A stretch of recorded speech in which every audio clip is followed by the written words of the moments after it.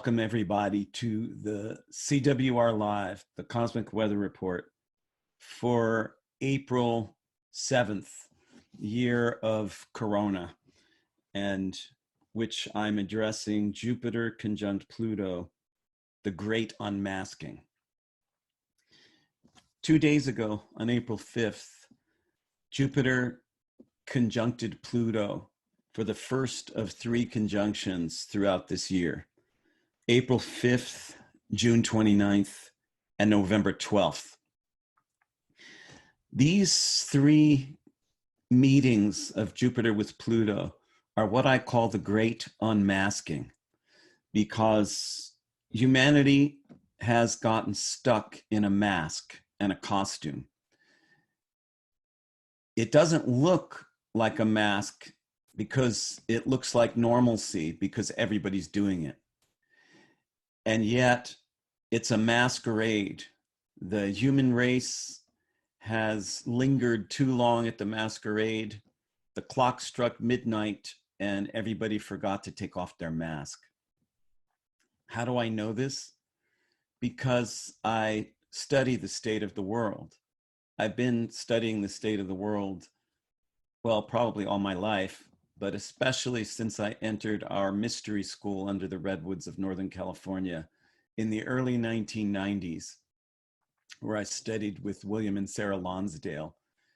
And we studied especially the state of the world, what keeps love from happening, what keeps human beings from changing, what keeps humanity from evolving past its self-destructive dark side into the light of its bright side.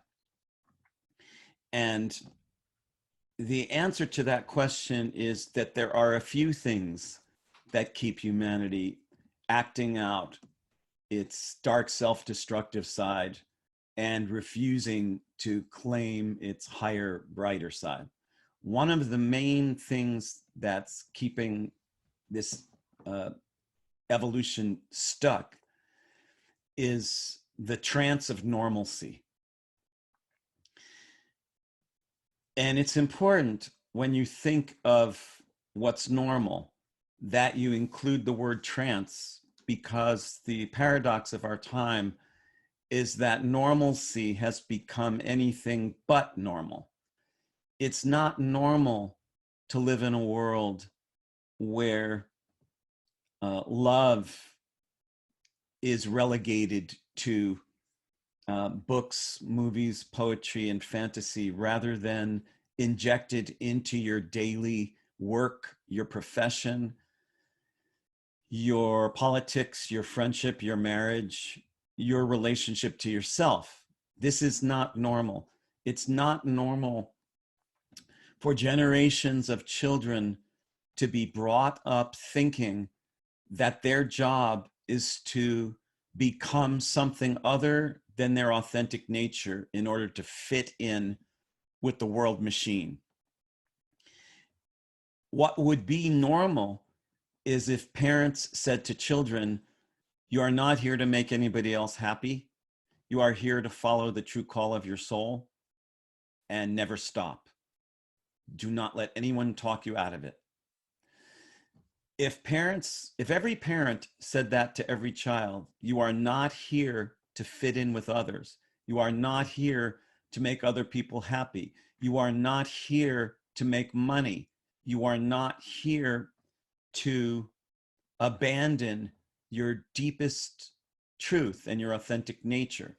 You are here to ignite your deepest truth and follow your authentic nature, regardless of where that leads you, and don't let anybody get in the way. If every parent said that to every child, the trance of normalcy would lift and we would actually return to normal all over the world, because the big hoax of our time is that normal has become supremely abnormal, deadly, suicidal, destructive on a mass scale of destruction. If every teacher in every school taught that same lesson to every child, Look, you're not here to memorize all these rote facts and spit them back out when I ask you to. You're here to follow the deepest dream of your creative heart. You're here to manifest the unique, once in an eternity nature that your soul signed up for when it chose to reincarnate.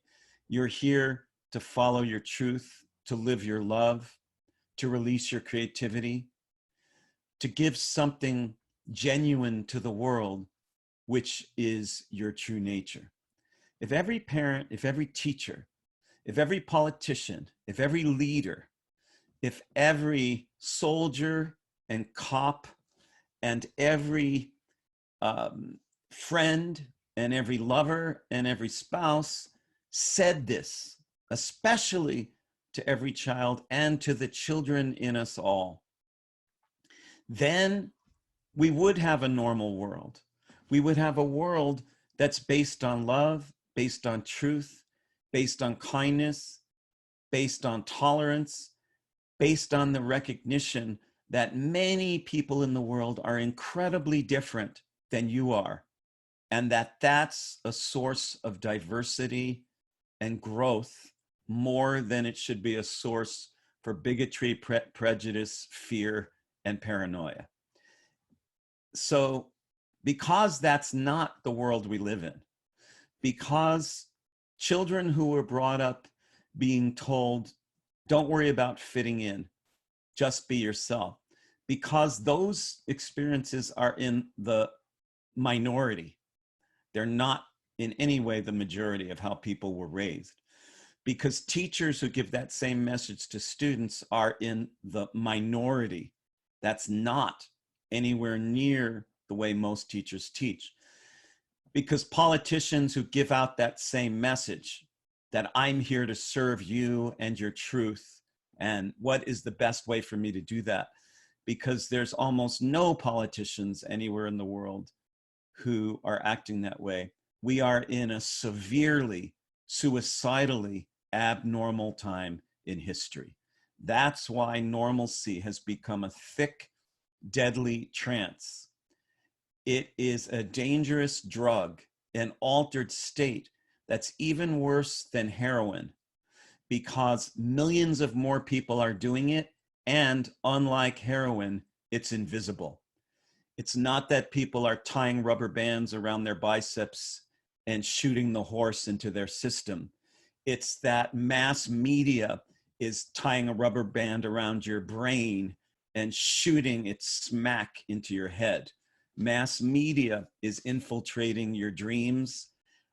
Its agents are all the herd dogs of social conditioning, those visible and invisible critics, censors in your head and outside your head in the mass media, whose main message is, do not be yourself, do not trust yourself, listen to me, trust me, I have a better answer than you do, don't follow your heart, don't follow your truth, don't be the love that you are, especially don't imagine that the world can change significantly. All those psychic herd dogs are the agents of the trance of normalcy that keeps people asleep in an addicted state that is worse than the worst drug, because it's harder to spot and it is everywhere in an epidemic proportions far greater than the coronavirus.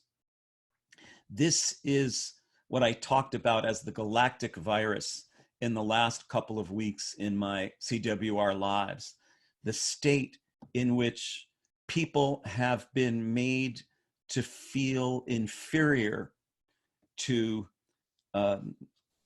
approved states of being that are coming from external sources rather than trusting the truth of their heart, the strength of their hands, the clarity of their own mind.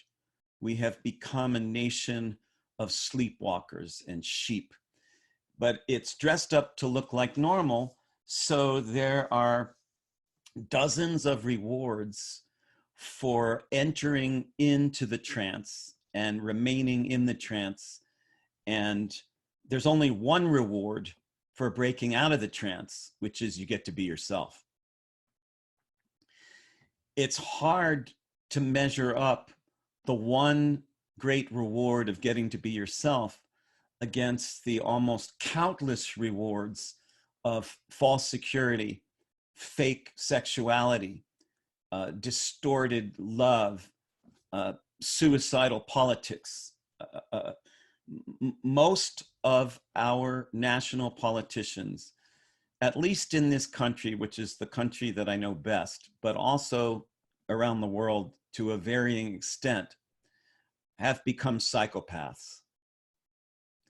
Our leaders are far crazier than the people they're supposedly leading. Now, with Jupiter conjuncting Pluto 3 times this year, the first one 2 days ago on April 5th, the next on June 29th, the final one on November 12th, starting now in the spring of the virus and running all the way through towards the end of the year when the great conjunction of Jupiter and Saturn takes over on winter solstice. We have a year that is destined to be the 1968 of the current decade. And I say 1968 because that was the key ultimate year of the 1960s. Most of what happened to speed the revolution in consciousness of the 1960s happened in 1968. We're back again in the same vibration of 1968. This is earth changing. This is paradigm shattering. We're intended to wake up out of the trance. And this is why I call the Jupiter-Pluto conjunction the great unmasking, because Pluto is the great awakener that shreds false security and rips costumes and masks down to the bone. And Jupiter is the bright living future that wants to happen for the human species on planet Earth. So when the bright living future that wants to happen for humanity on planet Earth comes in contact with the great awakener that shreds costumes and masks, we end up getting a year like this one. And the thing that you most need to bear in mind is that this is the end of everything that never worked right in the first place. Yes, it's a death. Yes, it's an ending. Yes, it's the ceasing of a whole way to be, a whole way that we used to be. And all of that needs to happen to sweep away the addictive drug of normalcy, the trance that people go into from the beginning when kids are born in hospitals, which is one of the worst places where kids could ever be born, because they have more germs there, more sick people, more dying people, more cancer, more disease, more machines, more fakeness, falseness, institutional, corrupt healthcare systems than anywhere in the world. And this is where a woman would go, a pregnant woman would go to bring new life into the world. Not to mention, statistically, hospital births have a much higher rate of infant mortality than home births do. Home births are much safer. So from the very beginning, even before the beginning, when the fetus is eavesdropped on with cameras, with the I forget what they call that now, where you make the movie of the fetus while it's in the womb. And my midwife of my first child has said that she stopped advising parents to do that because she watched as the video beams hit the fetus, she watched fetuses recoil away from that. And if you can't have your own domain serene even in the womb, because of the invasiveness of camera photons and energies, even before the beginning, the trance of normalcy already takes root. It takes hold. It takes hold in the young women pregnant for the first time who think, I got to go to a hospital. I better go to a hospital. Going to have a baby. Got to go to a hospital. And that whole TV, multimedia inspired, brainwashed propaganda never stops. From the ultrasound moment of the child in the womb to the hospital birth in the worst place in the world to bring new life in, to TV, media, peer pressure, neighbors, false politicians, adults who feel that their job is to teach the developing child how to wear a really great mask and costume. And in their defense, I have to step in here and say that most parents and other adults who teach children how to wear masks are not doing it out of cruelty. They're doing it because they were taught to wear masks by other people who themselves were taught to wear masks. And so they actually think that they're helping you by getting you to betray yourself. They don't realize that they're selling your soul down the river in exchange for a first-class seat on the Titanic, which is what modern culture has become, a sinking ocean liner. And this trance of normalcy is being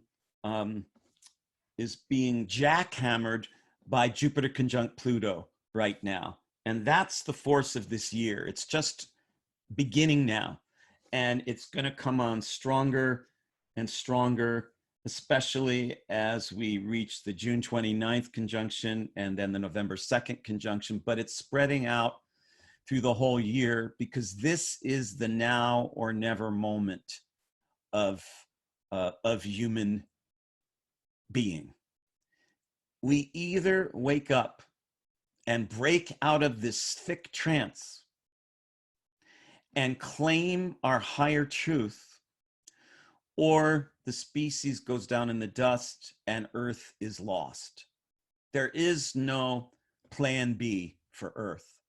There is no later moment for you to ignite the deep inner truth that your soul came here to embody. This is the time. That means that Jupiter conjunct Pluto is summoning you to burn with the light of creative vision, to recognize that you're made of love. You came from love. You're going back to love. You're moving through love. Anyone who fails to recognize this is caught in the delusion, the trance of normalcy. Like many trances, like alcoholism, like cigarette smoking, like destructive sex, like destructive media, like addiction to cell phones, it's not easy to break out of the trance. Especially with the trance of normalcy, there's an extra layer that makes it even harder to break out of, which is that it seems normal. It seems like you get in your car, you go to work, you buy food, you come home, you collect your paycheck, you pay your bills. And so on the surface of things, what's wrong with that picture? It really doesn't sound like a horrible drug worse than heroin. But unless the things that you're doing are feeding your soul, revealing your essence, multiplying your love, offering your creativity, the system is draining you. Now, there are various magnitudes of being caught in the trance of normalcy. Some people are only a teensy bit stuck. Other people are caught lock, stock, and barrel, and so are their families, and so is their brain, and so are their politicians and their lovers, and they're so stuck in it that they can't even begin to imagine that they're destroying the world. So depending upon what magnitude the trance of normalcy is at work in your own life is the extent to which Jupiter and Pluto is trying to rip off your mask and wake you the fuck up. And this is the imperative of our time. In that respect, coronavirus is the greatest gift to humanity because it stopped the machine. It hasn't fully stopped the machine, but it has halted the main effects of the machine. So even though the world machine of corrupt politicians, and some of you may have followed the story, there's been 20 or 30 head CEOs of major corporations like Disney, who all quit their jobs shortly before the market got devalued because they were warned ahead of time to unload their stocks, and it's illegal to sell that many stocks while they were still working for those companies. So they all quit their jobs, unloaded their stocks, made a killing. The stocks became almost worthless when the virus hit. And so coronavirus hasn't stopped the machine, but it stopped the main effects of the machine, which is people centering around hearth, home, family, pets, animals, air, water. Things like air have become recognized as worth more than $1 trillion. Ask people dying of the virus right now how valuable air is. The air is being purified temporarily by the tremendous lack of cars and factories spewing toxicity into the air. Water, air, water, food, and love have become resuscitated in the midst of the virus as individuals have been yanked out of the trance of normalcy and are learning now what life is like on a primal level. So the scope of the galactic virus, which during the Industrial Revolution yanked people out of making lives with their hands and threw people into vicarious existences, factory work, secondary lives, has been dissolved and pushed back, and people have once again been restored back into a primary existence. If you want some food, you have to cook it. You can't always eat out. If you want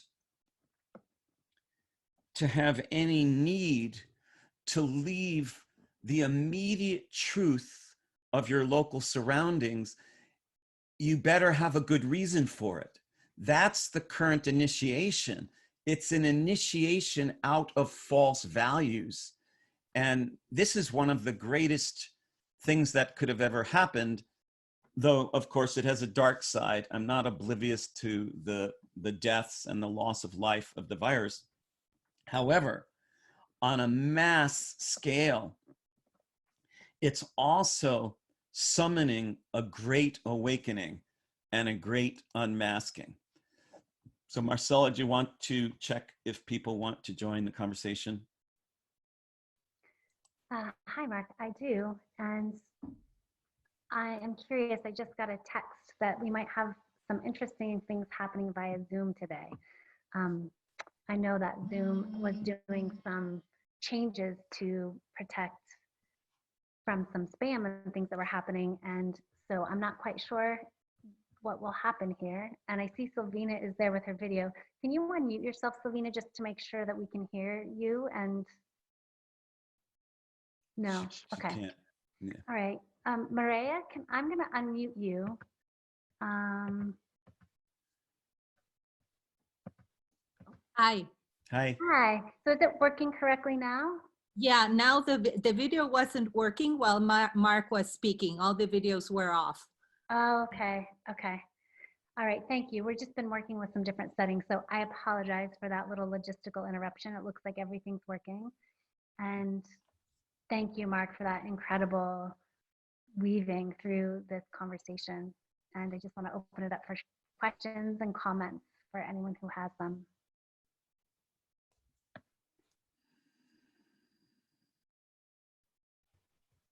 And if you're one of our attendees and guests today, you can just raise your hand at the bottom of your screen. It gives you the option to do that. And for those of you that have been on before, you can go ahead and just unmute yourself, or you can also raise your hand. Looks like Sarah has something to say. Oh yeah, go ahead, Sarah. Oh, she can't unmute herself. She just Okay. Okay, I unmuted you, Sarah. Okay, great. I just wanted to say I could see the video. Oh, so some people saw me and some people didn't. It Okay. may also have been that Marie, maybe she was talking about the participant videos. So it may have been that all the participants. Yeah, oh yeah, we couldn't couldn't see any of the, I couldn't see any of the participants either. But I just thought you're all hiding out. That's all I had to say right this minute. It was going to be an orchestrated Okay. great unmasking. Everyone was going to have their unrevealed states on the screen, and then at one moment we were all going to reveal ourselves and unleash our real forms through video. I think Acorn was the Here's next. mine. Okay. I think Acorn was the next one who had raised his hand.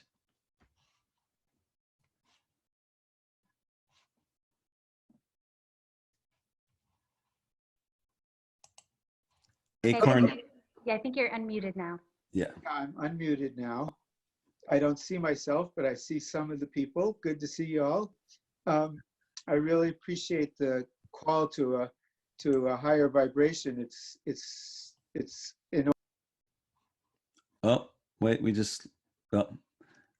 we temporarily lost you, Acorn, but I think you're back. Yeah, can you hear me? Yeah. Okay, great. Yeah, I was saying the call to keeping at a higher vibration. I appreciate the continued message that we keep giving each other, because we certainly need to keep inspiring each other to that in the midst of those other messages. And it reminds me of the Hopi prophecy that said the same thing, that shit's going to hit the fan, and just stay in the higher vibration. Don't buy into it. Yeah, thank you. Yeah, and this goes even all the way back to harmonic convergence, which was prophesied in 1987 as ushering in a 50-year period of awakening. And the first 25 years from 1987 to 2012 were intended to be the exposure of what's gone wrong and how bad the trance has gotten all over the world. And the next 25 years from 2012 through 2037 were intended to be the real awakening. And so there's been a lot of prophecies from different sources pointing to our time as the make it or break it time. This is the time for humanity to wake up. So thank you for. Well, one of the things that people are, one of the learnings that people are getting from this is reinforcing how we're all in this together around the planet. You can't hide from it anymore, because, and also how the will of the people, the willingness to follow through on these shelter-in-place mandates, because it still takes the will of the people to do that, is what it can create is tremendous. So yeah. Following that into the continued evolution towards a better world is really the thing we're learning. Where are you, Acorn? Santa Rosa. Moved to Santa Rosa. Thank you. So the view from Santa Rosa, which is the neck of the woods that Marcella and I first met each other. It's nice to hear the view from Santa Rosa, land of Charles Schultz, who created Peanuts. And we have two other hands up. So Vicki, I just wanted to check with you first. You had a hand up and then it went down. And then I have Brian that had their hand up next. And then it looks like Maria also wanted to weave something in. Okay, Vicki, let me unmute you to see if you have something to say. Okay, you're unmuted. Yeah, it's hard to tell if the video or anything's kind of working like normal here. Well, yeah, because you're blind. So I imagine that it's you're not so easy for you to see if the screen's working. Yeah, well, but it keeps showing, you know, start video, can't start video, blah, blah, blah, blah, blah. Okay. You know, so, Yeah. you know, the craziness of Zoom. Anyway, I like the fact that you just keep reinforcing the message, kind of like Acorn said, and I find it really fascinating that we're kind of in this funny place where compliance with the Shelter in Place Act is what will allow us to, quote, flatten the curve, and what's allowing us to actually pull back and reconnect to ourselves at the core. And yet I've had a number of clients who are really caught in this, people are so compliant, they're being sheep, you know, and people trying to unravel what the message is and how we navigate this. You know, that in itself is really fascinating to me because it's forcing people to ask questions. Yes. Yeah. Yeah. If nothing else, it's easing the trance of normalcy and waking up the sheep instinct and getting people to have to become more responsible for their own existence. Yeah. Thank you, Vicki, for bringing in the view from the hills of San Francisco. I see you're muted again. Did you mute yourself because you were done? That was me. Okay. Okay. Is there anything more you wanted to say, Vicki? I think that was it for now. Zoom has a mind of its own today. Okay. Thank you. Thank you. Okay, so now we're gonna head to Brian and let's see. Here you are. So you're unmuted, Brian. Okay, hi everybody. Hi. Out of the 60s, as I guess you were, there wasn't the type of contraction. I look at what's happening around the world today as a huge contraction. And we didn't really have that in the 60s that I remember. What we had were motivators, civil rights and Vietnam War and drug and consciousness culture. And it was pretty turbulent back then. And I'm wondering if you have some ideas of what this, as we come out of this contraction, what kind of things might happen. Where are you calling from, Brian? I'm in Waitsfield. I'm your neighbor. Say that again. We didn't quite hear it. I'm in Waitsfield. Okay. Waitsfield, Vermont. Yeah. Right. Up by Mad River Glen. Okay. That's it. Yeah, it's a good question. The 60s had one thing similar and different to the current time. The thing that was different is that there was a war being exposed on daily television for the entire world to see its grisly results. Each day on the 6 o'clock news, we saw the body bags stuffed into the boxes of the boys, because it was mostly boys who were being shipped home from Southeast Asia. And until even the most complacent Americans were horrified by what was happening, because the government's connection to mass media hadn't grown to the point where it is today. The media was originally designed to be the watchdog of the government. Now it's become the lapdog of the government. And so we haven't seen for 20 years on daily television the grisly results of the Iraq and Afghanistan wars. Walter Cronkite did not jump onto the 6 o'clock news report every day with that calmly measured voice he had of Uncle Walter, who was the most trusted man in America, We did not have an Uncle Walter of the Iraq and Afghanistan wars. So one thing the 60s had that we lack right now is the brutality of the government war machine and the trance of normalcy being exposed over and over and over and over until even middle of the road people or former supporters of the war or ex-military men like my father. My father was a second lieutenant in World War II. He fought in that war because he believed in the cause, but he came to disbelieve in the cause of the Vietnam War.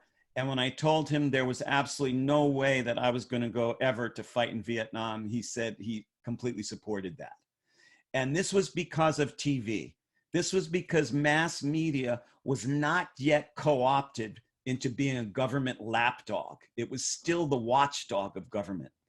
And so what happened in the 60s was that because the Vietnam War was such a huge crisis issue, under the umbrella of anti-draft, anti-war rallies, you would have feminist rallies, civil rights, and gay rights. And they all gathered under the umbrella of the anti-war movement. And so normally, civil rights, gay rights, and women's rights wouldn't have been in the same place all at once, except they all were united in opposing the war. What we have in our time that's similar to that, rather than different than that, is a war on truth all over the world, in country after country after country. The Vietnam War of our time is the war against truth, the war against soul, the war against heart. And so what's happening is the contraction part of the 60s, in the earlier part of the 60s, was people sneaking around to get together and smoke pot, people getting together to read iconoclastic poetry like the Beat movement, people to gather in small gatherings to protest. And the stage that we're at now is that the tribal drumbeat has to spread the word of today's war on truth. It's a war on truth that unites people in Russia, Saudi Arabia, France, Kentucky, Missouri, because we're all victims of that war. And so I feel that as we come out of coronavirus, the coronavirus has to be the first stage in the deeper awakening that life is not right, that life was not normal, that we can't go back because we'll destroy the world. We have to go forward into the unknown. And that was the key energizer in the late 60s with dropping acid and going into the unknown, leaping into the verge, knowing that the establishment was deadly and we couldn't allow it to force us out of our true nature into cogs and wheels in the war machine. And the same thing needs to happen as we come out of coronavirus, that we have to fall in love with the unknown. We have to get super excited about the fact that something deeply different is happening here. And like in the 60s, there's a danger in that. There's a radicalization in that.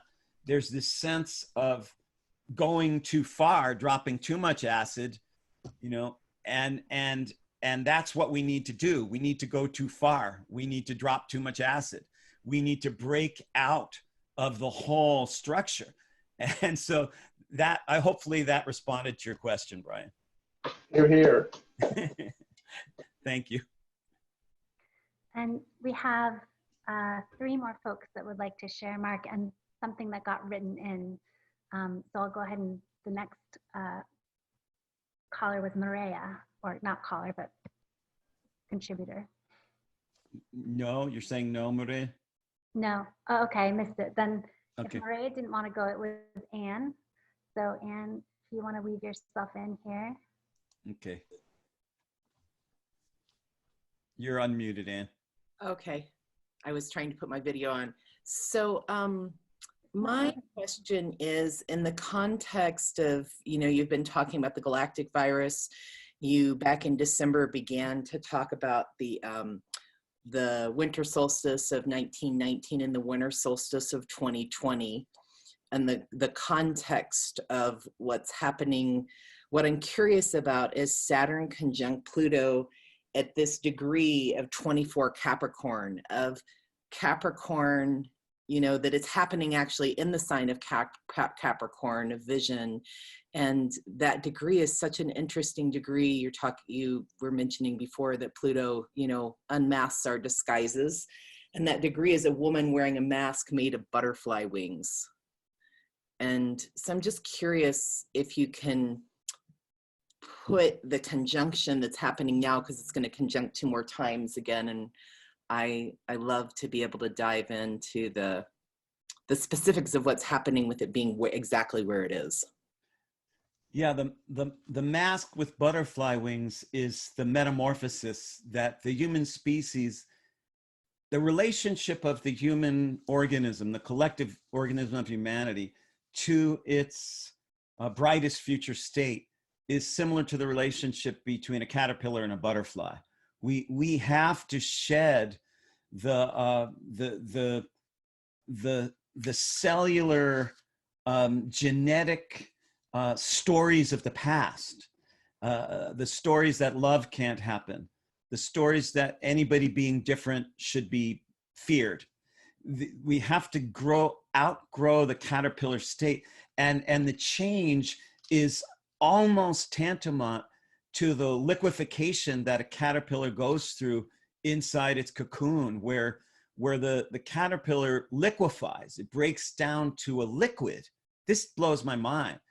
You have this crawly being, this little crawly being with all these legs that turns to juice. It turns to lemonade, it turns to electric Kool-Aid acid. And then it grows wings, and whoa. And then it eats its old home and gains the nutrients to dry off and take to the sky. And that's what we're going through.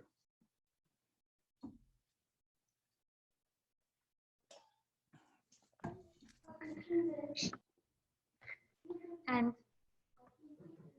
so the next person that was here is Barbara. So Barbara, Barbara. you're unmuted. Good morning. The word cellular struck a note, and I was making some notes as you were talking.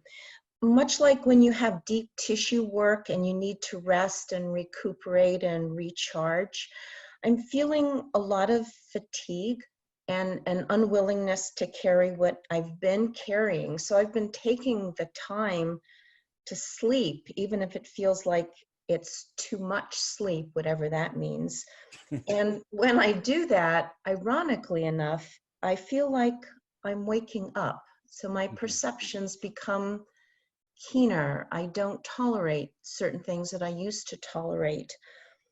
It's also allowing time for the deep shift to happen and for the unknown to become familiar, isn't it? It's one of these very subtle gear shiftings that the isolation I've been in for 4 years where I live has made me especially attuned to it. Can you speak to that, with that, on the other side of that? Where do you live, Barbara? I'm in Brookings. I'm 6 miles north of Northern California. Yes, the Oregon coast. Yeah, thanks for that question. It is very similar to deep tissue work, to getting rolfed. The human organism is getting rolfed.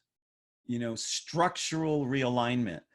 That painful feeling when you're on the rolfing table, and it's like the person is murdering you. And they're just using this very specifically applied touch.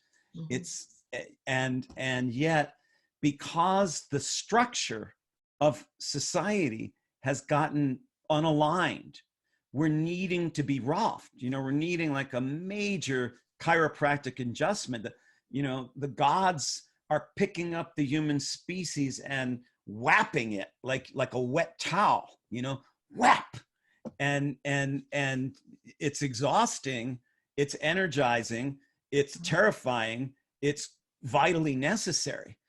And so that exhaustion component is very understandable. And oftentimes the most exhausted part of a person now is their controlling ego, because that's the part of them that kept them in the world machine. And the world machine is breaking and the engine is seizing up. And sometimes it takes an extended transition period to switch from fossil fuel to solar energy. You know, when you light up inside with that feeling of, yeah, everything is dying and everything is being born. Whoa, you know, you're right on the Aquarian side of this change we're going through, Barbara. The things you're mentioned are the things that I've been studying and talking about regarding the Aquarian age, where what's familiar becomes strange and what's strange becomes familiar.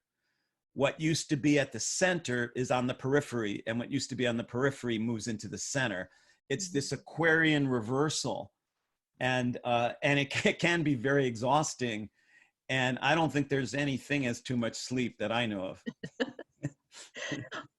Something I find curious and lovely and beautiful is that I am learning to have more compassion for myself. And it's as if it's coming out of left field. Something will say, why are you doing that? Why aren't you doing this instead for yourself? So it's an appreciated byproduct. And that's all I will say about that. Yes. Yeah. Thank you, Barbara. And in fact, it's not just a byproduct, it's the main event. Until humanity falls in love with itself, until an individual awakens to the marvelous, unique miracle of their own existence, the galactic virus is still in effect and the trance of normalcy still thickens. So this part of it where suddenly you're discovering new compassion for yourself is actually the main point of the whole thing. Thank you for bringing in the view from Brookings.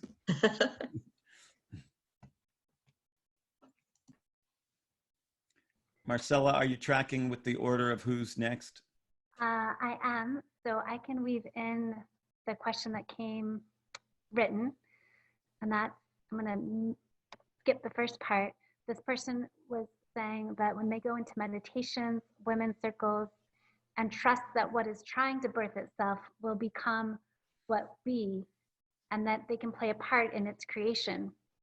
However, we need to be millions to pierce through this state of hypnosia, the lethargy.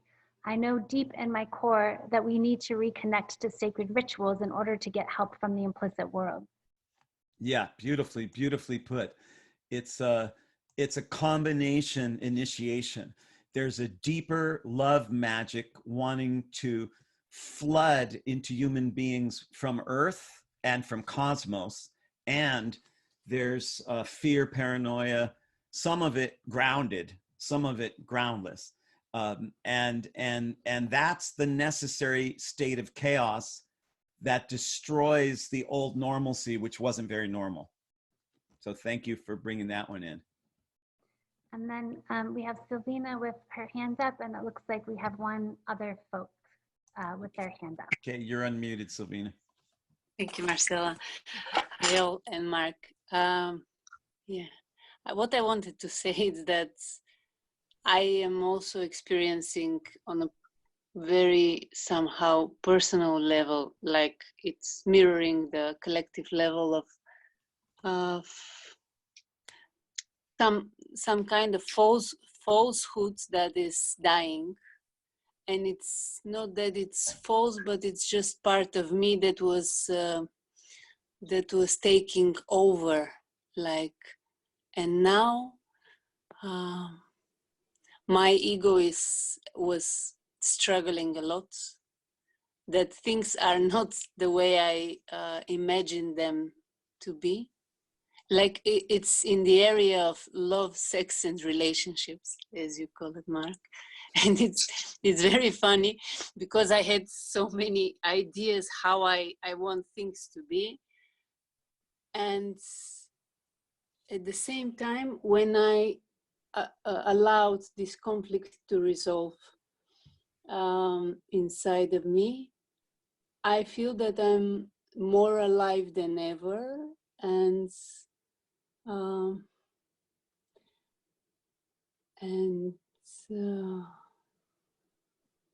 wow, I lost my mind.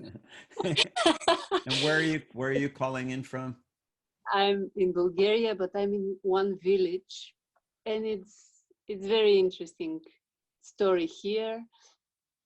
And like I am now somehow living a dream that I never allowed myself to dream at all.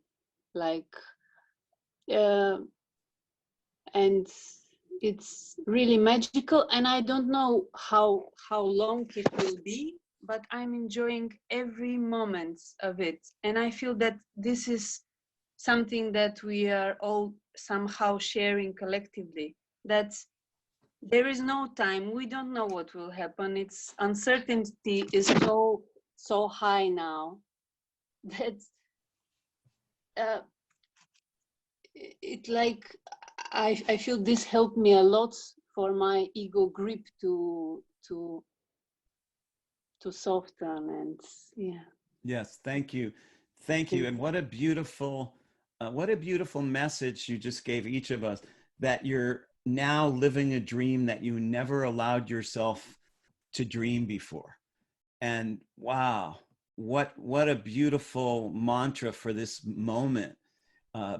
What if that's what's happening? What if that's underneath the virus? What if that's what the spiritual forces are assisting in the hospice work of helping the old to die and the midwifery of helping the new to be born? What if this is about living the dream that you never allowed yourself to dream before? What a beautiful message from a Bulgarian village. And thank you for that, Selina.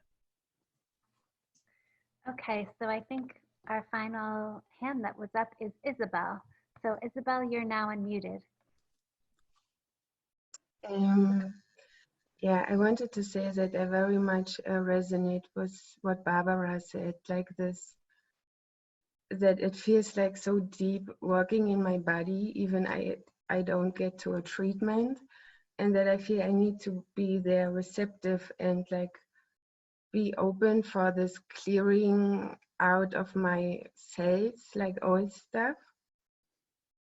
And at the same time, like this more active energy, which is like writing my vision or like going into the state of visioning something new. And it's a kind of, there's a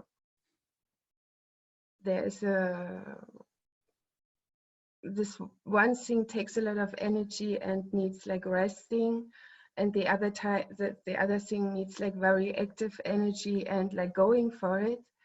And like how these both, it's also very like the both qualities of being male and female inside of me, like how they really come together inside me and work from like a point in my heart where I feel they are working together. It's very much time to learn this for me. Like, and where are you, Isabel? I'm in Berlin. In Berlin, Germany. Yeah, you're addressing the duality of existence, that oscillating seesaw, that back and forth, where it's when the trance of normalcy dissolves, when the need to keep the machine going stops, the pulse, the male-female pulse, the polarity of existence, the fact that none of us is indigenous. Each of us came from another world. We all came from the higher regions of spirit. We all landed in the world of physicality as visitors. We're all going to return back to the land of spirit. But while we're here, that oscillation, that male-female polarity, that back and forth, that, oh my God, it's too much, and this is amazing, and oh no, this is too much, I'm dying, I'm losing everything, and oh, this is miraculous, my dream is coming true. It's not an either or condition, it's a both and. It's both those things plus some other X factor. And when the seesaw goes rapidly back and forth and up and down, it's because you're exhausting the old duality that used to fuel your engine of how to get by in the world. Our engines are fueled on polarity. I got to go to work and earn money, or I'm a lazy son of a bitch and I'm a good for nothing. I better go and make love to that woman, or no, God damn, I better keep the hell away from that woman. I can't do that. And so this polarity, this thing between life is amazing and it sucks. I am the most miraculous being and I'm full of shit.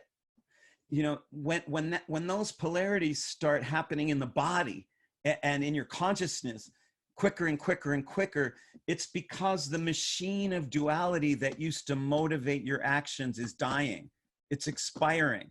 The fossil fuel is running out, and you're about to switch to solar energy, the light of your nature, the lion inside you, the deep incandescence of cosmic force in you is going to take over, but the polarity has to speed up before it runs out. Thank you for bringing the view from Berlin. Danke. And we'll have to wrap up here, Mark. Okay.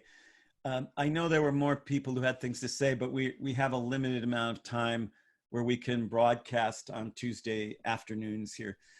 Thank you so much for joining me today with the great unmasking, the antidote to the trance of normalcy, Jupiter conjunct Pluto, April 5th, June 29th, November 12th, and leading towards the great conjunction of the winter solstice. This has been Soul Level Astrologer Mark Borax with the Cosmic Weather Report live for Tuesday, April 7th, 2020. Until we meet again, keep your light shining. Thank you, everyone. Thank you. Thank you. Oh. Thank you. Love to all. Love to all. Bye, everyone. Bye. Wow, currently unmuted, finally.